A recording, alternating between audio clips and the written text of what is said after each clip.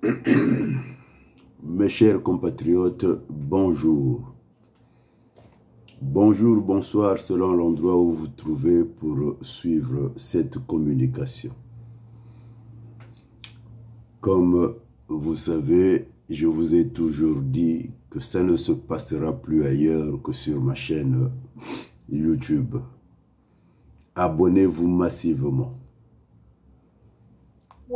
Lisez les articles du site nzoïsme.com.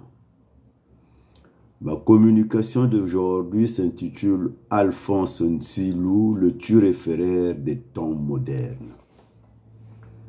Monsieur Alphonse Claude Ntsilou nous a fait part de sa pensée dans un ouvrage intitulé « N'ayez pas peur, la démocratie va prévaloir ». Que faut-il retenir de cette compilation où il aborde tour à tour la question de la démocratie, de la gouvernance au Congo, de l'unité nationale et de la paix? Si l'on peut convenir avec lui sur le désastre national et la nécessité impérieuse de panser les plaies, ses conclusions et préconisations sont aux antipodes du peuple souverain martyrisé. Tel un arracheur des dents, M. Ntsilou se ment à lui-même. Oublions que le Congo est devenu un condominium à la fois du fait de la présence des Rwandais, tant décriés aujourd'hui, et de nombreux autres lobbies, notamment les Libanais. Le pays est ballotté de toutes parts, mettant à rude épreuve la cohésion et la survie de la nation. Il n'est donc pas un euphémisme de dire que le Congo est dans la merde. En sortant du bois et livrant votre pensée, je suis totalement tombé des nues. L'équivoque est levé sur votre personne, monsieur Claude Ntsilou. Aussi longtemps que vous n'aviez pas parlé, on vous prêtait quelques vertus.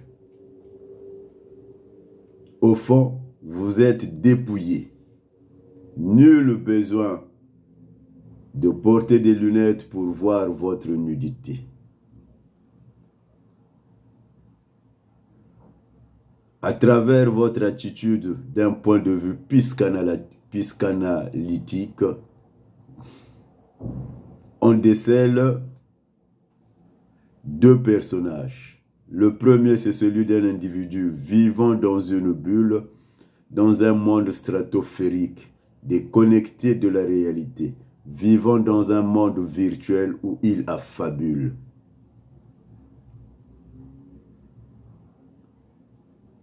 Cherchant à appréhender la réalité avec ses propres lunettes. Or, le monde congolais n'est pas un monde virtuel. C'est un monde réel, traversé par des courants de pensée qui sont l'expression de courants d'opinion fondés sur la lecture que les uns et les autres se font de la lecture à partir du prisme de la société civile dans laquelle ils vivent. La deuxième position, c'est celle d'un courtisan patenté, celle de Jean-Baptiste Poquelin, alias Molière, qui écrivait sans cesse des textes pour plaire et s'attirer les grâces du prince, celle d'un courtisan zélé attribuant des brevets de vertu à celui qu'il veut déifier. Votre livre est un cantique, un paquet de louanges chantées à la gloire de celui dont le visage est frais, pour avoir causé des plaies béantes sur le corps de la nation.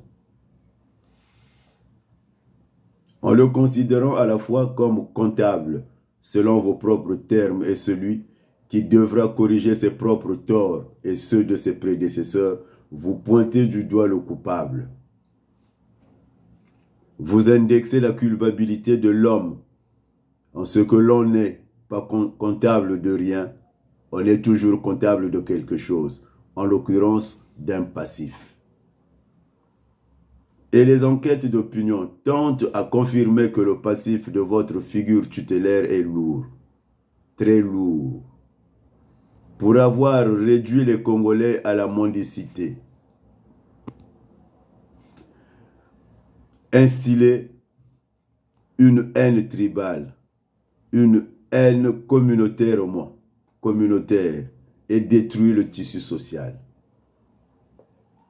On ne peut voir en une personne être une chose et son contraire, être coupable et être saint pour réparer ses propres torts. Vous êtes dans un oxymore, Monsieur Nsilou. Vous faites cohabiter deux choses contraires. Lorsque ce dernier exalte la grandeur de cette défunte fille Edith Bongo, à qui le Congo ne doit rien, à qui le Congo ne doit rien, au détriment des grandes figures historiques comme Yulu, Massamba Deba, Opango. N'est-ce pas une bêtise humaine qui s'assimile à du tribalisme avéré? Souffrez qu'on vous dise que vous souffrez d'une cécité pour ne pas remarquer cela. Vous appartenez à la race des intellectuels et élites dévoyés que le philosophe assimilé à la trahison des clercs. Ces intellectuels qui ont fait le choix de trahir la défense des valeurs intemporelles, éternelles, comme l'amour du prochain, le pardon, la béatitude, la fraternité transcendantale. Vous avez choisi de vous coucher devant le prince pour ramasser quelques pécules. Nous comprenons votre choix, mais croyez-nous que cela ne vous honore point. Vous appartenez à la minorité aveuglée par la boulimie du pouvoir et les privilèges qu'elle apporte. Vos biens matériels étalés au grand jour dans Brazzaville sont les signes ostentatoires de celui qui a tronqué la morale pour la luxure.